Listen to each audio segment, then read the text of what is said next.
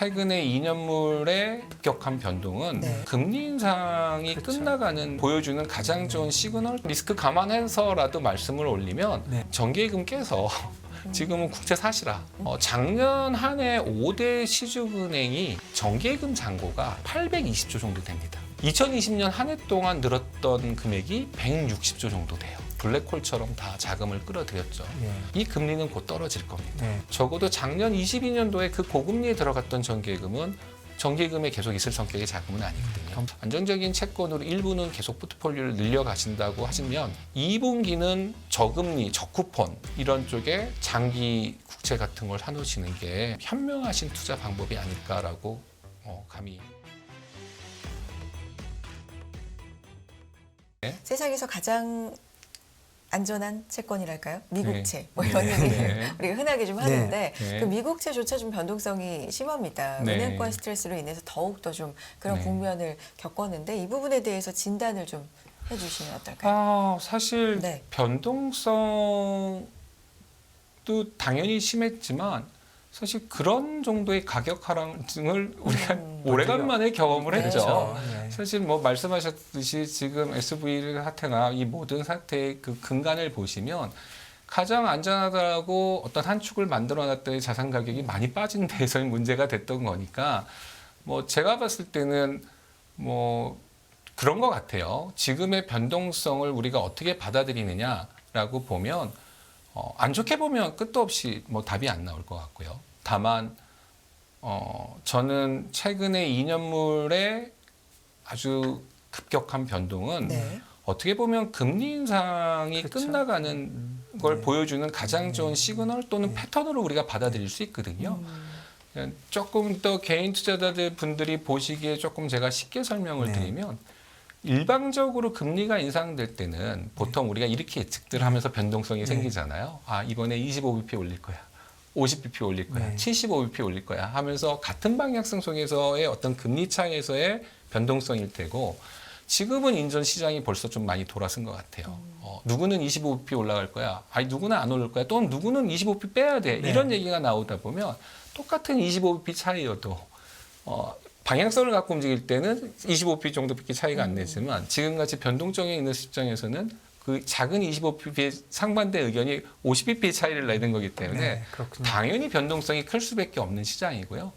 이걸 겁내기보다는 이젠 정말 그 금리 정책의 어떤 기조가 변하는 시그널로 네. 받아들이는 게 조금 더 마음이 편하지 않으실까 이렇게 생각합니다. 네. 그러면 다시 국내 얘기를 좀 해보면 네네. 뭐 채권 얘기하면 뭐 이 얘기 안 할 수가 없는데 네. 뭐 작년부터 조금 그 문제가 됐던 PF 네. 부동산 관련된 게 아주 뭐 문제가 심각했다가 지금 많이 잠잠해졌다 네. 이렇게는 보고 있는데 네. 지금 어느 정도 상황에 와 있나요? 글쎄요. 뭐 제가 이쪽 PF 쪽에 아주 전문가는 아니지만 네, 예. 저는 제가 생각하기에는 그래도 2022년에 네. 레고랜드 사태가 네. 우리가 있었던 게 네. 어떻게 보면 참 그 우리나라한테 봤을 때는 예방 접종 맞은 좋은 뭐 네. 그게 좋다고 표현하는 네, 건 예. 잘못된 네. 표현이긴 하지만 그래도 시점상 요즘 같을 때 그런 사태가 일어나는 거는 정말 생각하기도 싫거든요. 네. 그래서 그게 아마 조금 많은 좀 우리가 준비할 수 있었던 네. 시간을 우리가 남들보다 먼저 확보했던 것 같고 네. 지금은 그래도 뭐 동맥경화라는 게 결과적으로는 금융기관이 자금을 다 프리즈하는 거잖아요. 네, 예. 뭐 그런 측면에서는 저희가 뭐 다른 어떤 나라보다는 상황은 지금 좋다고 판단되고 네. 있는데 아래쪽으로 내려가면 여전히 사실 지금 위험한 건 마찬가지니까. 그래서 증권사 정도는 이제 단기 네, 목표로 인전은 다 어느 정도 저희들은 다 뭐좀 이제 네, 돈이 빌려집니까? 뭐 괜찮다. 예, 예. 조금 네. 낮았다고 생각합니다. 그리고 정부 쪽에서도 굉장히 좀 활발하게 많이 좀 도와주려고 하고 있는 것 같고요. 뭐 금융기관들도 좀 대하는 태사들도 그런 것 같고요. 그때 많이 얘기했던 채권 펀드는 지금 어떻게 다 운영이 되고 있습니까? 체험 펀드 체험 펀드. 말씀하시는 네, 예, 예. 지금 23조 예, 예. 네.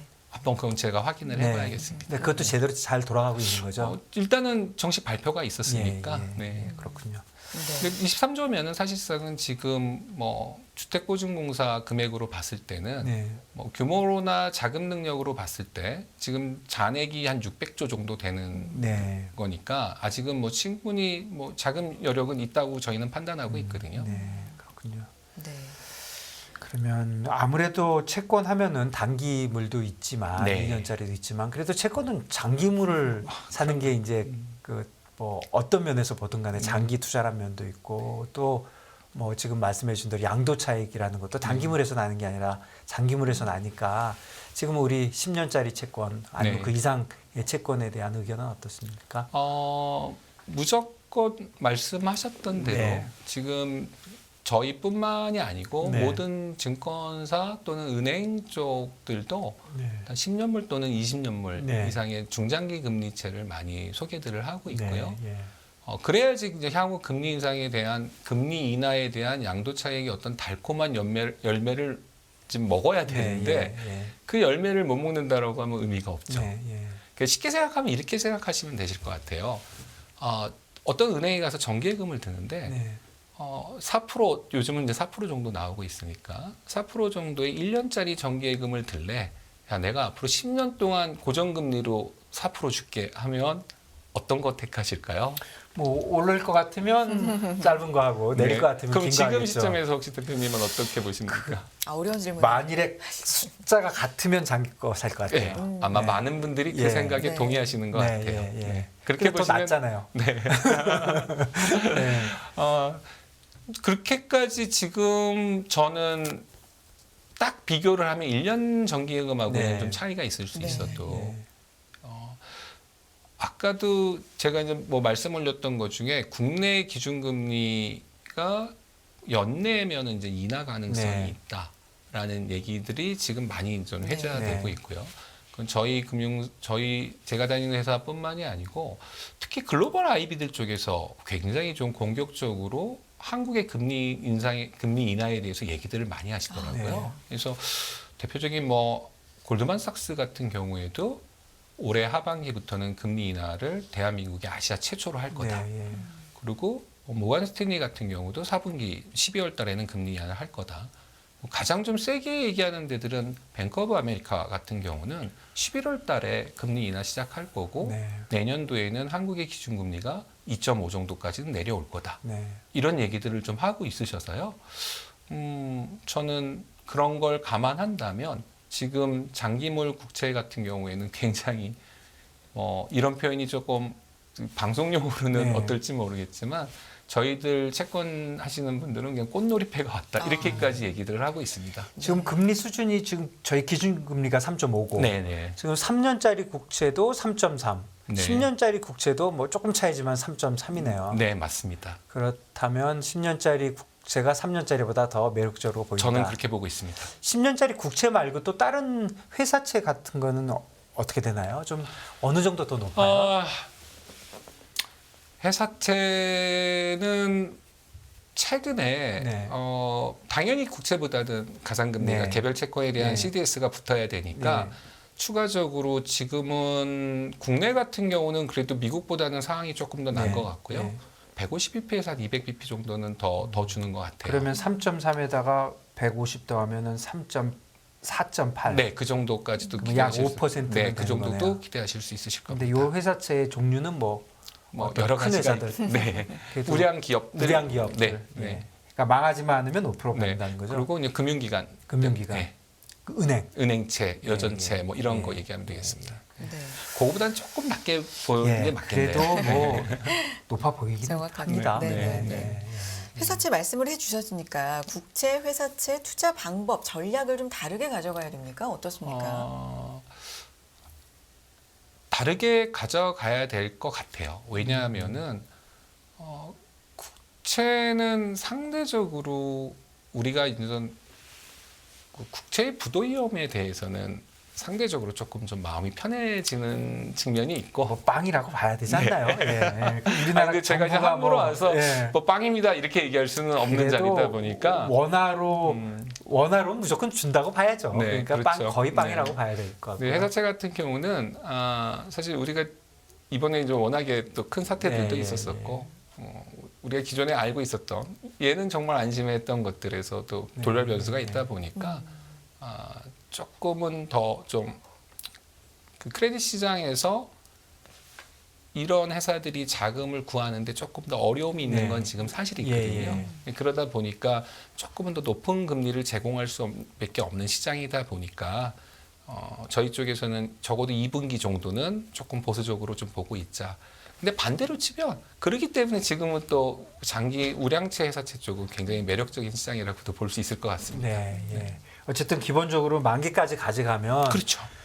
망하지만 않으면 주는 거니까. 네, 맞습니다. 국채 주는 거 기본에다가 안 망하면 주는 그 가상금리가 매력적이고. 네, 맞습니다. 이제 중간에 팔 사람들 입장에서는 네. 그 스프레드 자체가 줄어드느냐 늘어나느냐를 또 보고 금리의 관계도 보고 좀 복잡하겠네요. 네. 네. 아주 쉬운 문제는 아닐 것 네. 같습니다만 저는 굉장히 충분히 매력적인 시장이라고 생각합니다. 사회적 책임 투자 채권이 좀 인기가 올라가고 있습니다. 이런 얘기가 있던데. 맞습니까? 아직까지 뭐 그 발행 규모 자체가 작년도 한 6월달 기준으로 이제 한 200조 정도 된 네. 규모의 시장이고요. 네. 이게 어떤 건가요? 워낙에 이제 그 ESG라고 예, 예. 하는 게 예. 요즘은 그 화두잖아요. 기업의 예. 사회적 예, 맞습니다. 책임. 그래서 이 SRI 채권이라는 게 결과적으로 뭐 제가 영어 발음이 조금 후지긴 하지만은 뭐 Socially Responsible Investment 네, 약자거든요. 네. 그래서 보시면은 뭐 우리가 흔히 얘기하는 뭐 녹색 채권 네. 또는 뭐 사회 채권, 뭐 소셜 채권, 그다음에 뭐 쓰는 표현으로는 뭐 서스테이너블이라고 하는 지속 성장 네. 가능한 네. 또는 뭐 서스테이너블 링크드라고 예. 해서 그거에 대한 연계 이렇게 한 네. 네 가지로 지금 분류되고 있는데요. 네. 이 채권이 사실상은 우리 그 채권 시장에 등장한 지는 조금 시작이 됐습니다. 네. 이 얘기가 처음 나왔던 건 조금 신규 발행이 제가 기억하기로는 월드뱅크가 2008년도에 처음으로 녹색 네. 채권을 발행을 했었었고요. 네. 대한민국도 꽤 역사가 있어요. 2013년에 그 수출입은행이 우리나라에선 처음으로 5억 불 기준으로 네. 녹색 채권을 발행을 했었었고요. 그다음에 18년 정도가 되면서 산업은행과 수출입은행 쪽에서 굉장히 이제 여러 차례 이런 쪽 네. 채권을 발행을 했는데요. 뭐 지금은 전 그런 것 같아요. 이게 동전의 앞뒷면처럼 앞면을 보자고 하면 한없이 밝고요. 네. 뒷면을 쳐다보면 한없이 춥고 어두울 수가 없는 시장이라고 저는 생각이 드는데 네. 일단은 이런 SRI 쪽은 뭔가 자기가 뭐 수익도 내고 또 사회에 기여도 할 수 있고 네. 아무래도 그런 지금 포지션에 있다는 건 그 회사 자체적으로도 향후 장래성도 굉장히 좋아 보이고 네. 그러니까 다 좋아 보이는 거다 보니 아무래도 관심이 조금 더 가실 수밖에 없는 것 같아요. 기본적으로는 그러니까 회사채인 거죠. 네, 회사가 맞습니다. 발행한 네, 것이고 맞습니다. 그 회사가 망하면 못 받는 거고. 네, 맞습니다. 예. 그리고 금리도 그러면 당연히 보통 회사채보다는 더 낮습니까? 그거는 조금 상황별로 네. 뭐 프로젝트 성격에 따라서 예, 예. 좀 틀린데요. 네. 개인 투자자 입장에서는 좀 그런 점은 강점이 있는 게 네. 이게 좀 기본 자산 채권이랑 봤을 때 조금 성격이 좀 틀리다 보니까 분산 투자를 할 때 그 어떤 그 채권의 포트폴리오 쪽에서는 좀 네. 분산 투자 효과가 좀 있는 그런 장점은 좀 있거든요. 네, 예, 그렇군요. 자, 예, 그렇다면 회사채 중에서도 조금 더 어떻게 보면 생각할 게 더 많은 채권이네요. 반대로 치면 네. 그래도 회사채 중에서 한 번 더 검증돼 있는 아, 더 예쁜 검증된 옷을 입고 채권이다. 있는 채권이라고 보시는 게 좀 어떨까 네, 싶습니다. 예, 그렇군요. 비율을 또 예쁜 옷에 이렇게 해주셨고요. 예. 자, 상무님 그러면 네. 채권 투자 전략을 이제 좀 큰 그림으로 세워주시기 바랍니다. 일단 분기, 2분기. 이번 분기요? 네. 네. 사실 제가 이제 이런 큰 방송에 나와서 네. 한마디 말을 잘못하면 굉장히 또 파급 효과가 크기 때문에 네. 조심스럽긴 한데요. 그런 리스크 감안해서라도 말씀을 올리면 네. 심하게 얘기하면 정기예금 깨서 지금은 국채 사시라, 네. 장기 국채 사셔라라고 얘기를 드리고 네. 싶은 게요. 네. 작년 한 해 5대 시중은행이 정기예금 잔고가 네. 한 820조 정도 됩니다. 네. 예. 그리고 그게 2020년 한 해 동안 늘었던 금액이 160조 정도 돼요. 금리가 많이 오르는 예, 아무래도 네. 그때 당시는 네. 돈이 정기예금이 높다 보니까 블랙홀처럼 다 자금을 끌어들였죠. 예. 근데 많이들 경험하셨잖아요. 이 금리는 곧 떨어질 겁니다. 네. 그럼 이 160조가 기존에 오랫동안 정기예금에 있던 돈도 사실상은 저는 어딘가로 다른 투자처를 찾아가야 된다고 생각을 하지만 적어도 작년 22년도에 그 고금리에 들어갔던 정기예금은 정기예금에 계속 있을 성격의 자금은 아니거든요. 돈 빠질 거죠. 예, 그러면 제가 아까 1월 달에 2조, 2월 달에 2조 8천억 얘기 드렸죠. 네. 이제 불과 5조도 안 되는 돈이에요. 네. 그러면 아직도 155조, 뭐 물론 그렇게 다 표현할 수는 없겠죠. 왜냐하면 160조가 개인 자금이라고 다 볼 수는 없을 테니까 네. 상당히 많은 자금이 정기예금에서 이제 다른 투자처로 옮겨와야 되는 상황인 거고요. 저는 그 중에 항상 분산 투자 얘기하잖아요. 뭐 6대4 늘 얘기가 나오는 것도 있고, 그래서 안정적인 채권으로 일부는 계속 포트폴리오를 늘려가신다고 하시면 2분기는 저금리, 저쿠폰 이런 쪽에 장기 국채 같은 걸 사놓으시는 게 굉장히 좀 현명하신 투자 방법이 아닐까라고 감히 얘기 드릴 수 있을 것 같습니다. 예. 좀 전에 말씀해 주신 개인 2조하고 2조 8천억 이거는 그 채권, 네, 맞습니다. 펀드는 말고 네. 개인 채권 그냥 네. 사신 분들만 네, 있다 맞습니다. 이거죠. 예. 또 조금 더 그 2조 8천억 샀던 것 중에 좀 구체적으로 좀 얘기를 드리면 네. 그 중에 한 7천억 정도가 국채로 들어왔던 네. 자금이라고 보시면 예. 되세요. 예. 네. 사실 예전에는 국채를 개인이 사는 경우는 진짜 드물었는데 없었죠. 예. 전혀 매력도가 예, 없었죠. 예, 예. 최근에는 그러니까 국채를 개인이 관심을 갖고 매력적으로 보이는 시기가 네. 과연 있었던가? 없었던 것 같아요. 전 없었다고 저는 네, 생각하거든요. 네, 네. 그런데 사실 이런 거는 있더라고요. 국채가 막 4% 넘어가니까 네. 돈 많으신 이제 은퇴한 사람들이 네. 나는 그냥 4%면 뭐 난 행복해. 나는 네. 그냥 이거 받고 죽을 때까지 있을래. 그런 사람이 나와서 10년짜리 얘기하면 말고 30년은 없어? 이렇게 바로 나오더라고요. 지금은 무조건 장기를 찾으시죠. 예, 예, 예. 예. 너무 잘 아시겠지만 네, 네. 장기가 될수록 네. 작은 금리에 변한 우리 듀레이션을 그렇죠. 곱해야지 그게 양도 네. 차익으로 네. 나오는 거잖아요. 네. 그러니까 중간에 파시든 보유를 하시든 양쪽으로 봤을 때도 지금은 무조건 장기물 쪽으로 가시길 네. 추천드립니다. 알겠습니다. 여기까지 듣도록 하겠고요. 채권으로 치유하는 수요일 채치수 첫 번째로 모신 손님이었습니다. 저희가 네, 오늘은 네. 교육을 많이 받는. 네. 아닙니다. NH투자증권 박종철 상무 함께했습니다. 고맙습니다. 네, 감사합니다. 감사합니다. 금융투자로 돈 벌기 쉽지 않으시죠? 그런데 불가능한 것도 아니죠. 글로벌 IB 트레이더의 눈으로 본 더 넓은 금융의 세계, 그들의 투자의 기술 정말 궁금하지 않으십니까? 여러분들을 응원합니다.